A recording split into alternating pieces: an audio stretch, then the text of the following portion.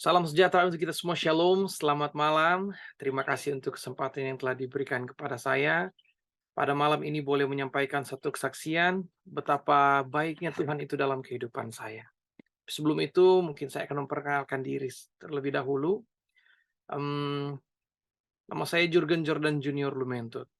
Dan pada saat ini saya bekerja di Manado sebagai seorang pendeta. Dan kebetulan saya juga baru ditamatkan di Universitas Kelabat. Dan dalam kesempatan yang indah ini, saya akan membagi kesaksian saya, pengalaman saya, bagaimana di saat saya memang benar-benar diberkati oleh Tuhan. Terlebih khusus lagi di dalam perkuliahan saya, waktu saya ambil keputusan untuk berkuliah lagi. Nah, sebelum sebelum di dalam perkuliahan, sedikit saya mau kasih informasi bahwa sebenarnya saya sudah pernah bekerja. Saya sudah pernah bekerja dan di salah satu perbankan di Indonesia, dan ada satu keputusan, saya mengambil keputusan untuk, saya kembali untuk menjadi seorang pendeta dan kuliah di Manado, di Unclub. Nah, di saat-saat pertama saya berpikir, di saat ambil keputusan untuk menjadi pendeta, wah ternyata berpikir, wah baik-baik semua, enak-enak semua, karena kan mau jadi pendeta pasti jalannya bagus dong kan, pasti Tuhan Tuhan tuntun semua. Tapi pada nyatanya, di saat saya menjalani benar itu perkuliahan, di semester pertama masih masih enak-enak, masih ya, oh beginilah perkuliahannya. Tapi baru masuk semester 2 semester 3 wah luar biasa, baru saya rasa, wah gimana itu, udah lama tidak belajar, sudah lama tidak kuliah, dan tiba-tiba harus belajar, harus kuliah, harus banyak hari pelajaran. Dari pagi kalau di kampus kami, hampir setiap hari ada ujian. Wah, luar biasa. Hampir setiap hari ada ujian. Aduh, wah, berpikir, wah, kayaknya nggak mampu lagi untuk kuliah.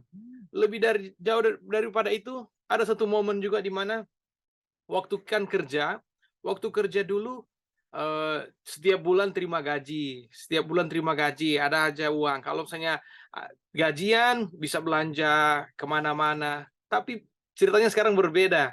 Di saat saya kuliah, uangnya bukan masuk, tapi uangnya keluar, karena untuk bayar kuliah. Dan saya pun sempat berkomitmen bahwa, karena ambil keputusan untuk berkuliah lagi, saya tidak ambil uang kepada orang tua. Maka itu saya berkomitmen, aduh bagaimana.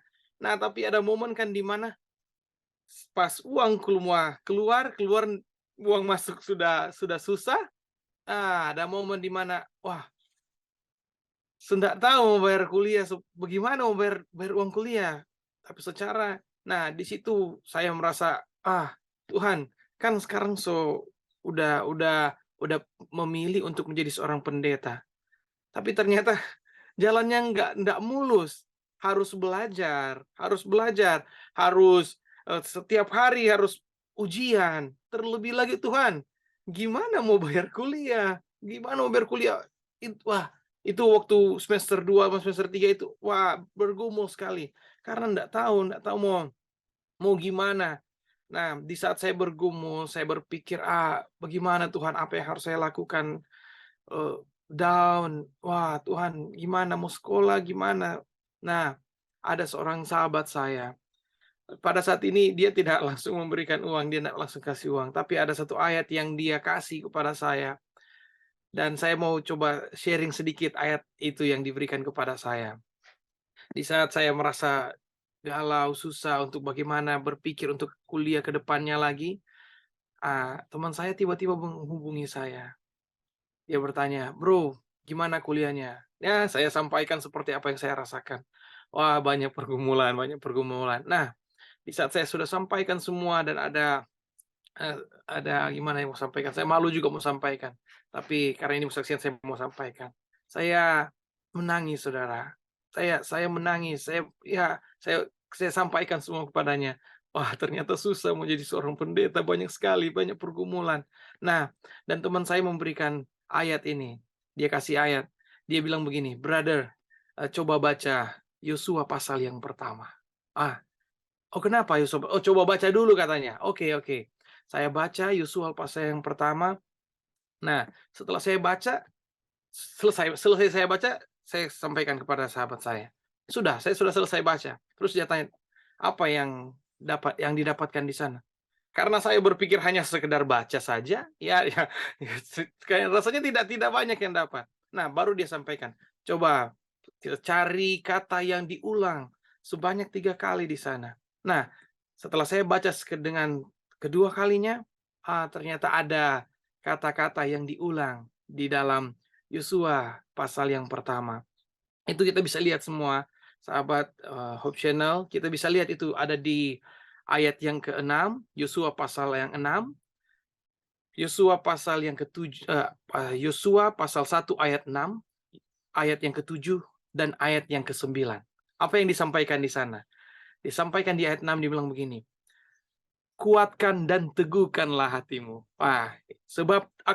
Sebab engkaulah yang akan memimpin bangsa ini memiliki negeri yang kujanjikan dengan bersumpah kepada nenek moyang mereka untuk diberikannya kepada mereka. Yang selanjutnya di ayat 7 sampaikan, "Hanya kuatkan dan teguhkanlah hatimu dengan sungguh-sungguh." Dan kira-kira dari saya sudah bacakan ayat ini, ada kata-kata yang diulang-ulang, itulah yang membuat saya teringat lagi tentang semangat mula-mula. Itu di bagian yang pertama tadi. Kuatkan dan teguhkanlah hatimu. Di saat saya baca di ayat 2, ayat 6 dan 7 ini, kuatkan dan teguhkanlah hatimu. Wah, benar ya. Soalnya ada janji Tuhan.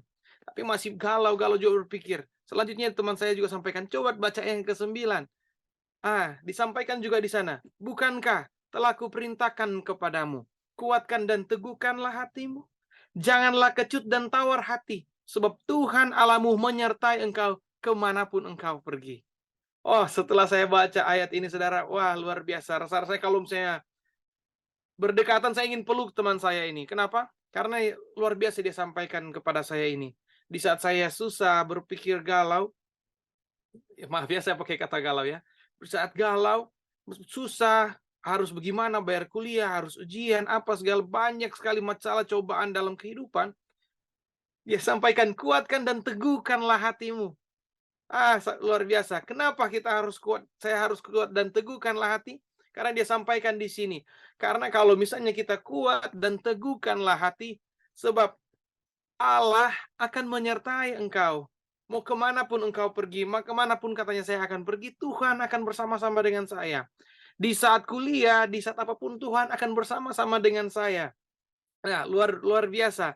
Luar biasa dari sahabat saya menyampaikan ini. Jadi dari ayat yang disampaikan ini, saya merasa kuat dan teguh hati. Bagaimana cara saya kuat dan teguh hati? Firman Tuhan berkata, "Mintalah, maka akan diberikan kepadamu." Maka dari itu, saya minta pada Tuhan di dalam doa. Di kampus, di Universitas Kelabat, ada satu tempat yang saya sangat senang sekali. Itu di Prayer Garden. Dan di saat saya bagaimana cara untuk menguatkan dan teguhkan hati saya pergi ke Prayer Garden berdoa bersama dengan orkam saya di sana.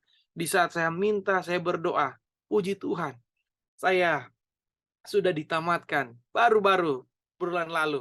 Puji Tuhan ya, mendapat juga nilai yang luar biasa. Dan kiranya apa yang saya alami ini, di saat saya minta, saya teguhkan hati kepada Tuhan. Dan saudara juga, di saat minta dan teguhkan hati kepada Tuhan, niscaya Dia akan mengabulkan doa kita, Dia akan bersama-sama dengan kita, karena Dia berjanji di dalam ayat yang ke-9 yang tadi sampaikan. Sebab Allah menyertai engkau kemanapun engkau pergi. Amin, saudara. Saya rasa kita bilang amin, dan kiranya motivasi atau pengalaman pribadi saya dapat membantu saudara-saudara dalam kehidupan saat ini untuk lebih hari, lebih dekat kepada Tuhan. Terima kasih. Saya Jurgen Lumentut. Tuhan Yesus memberkati.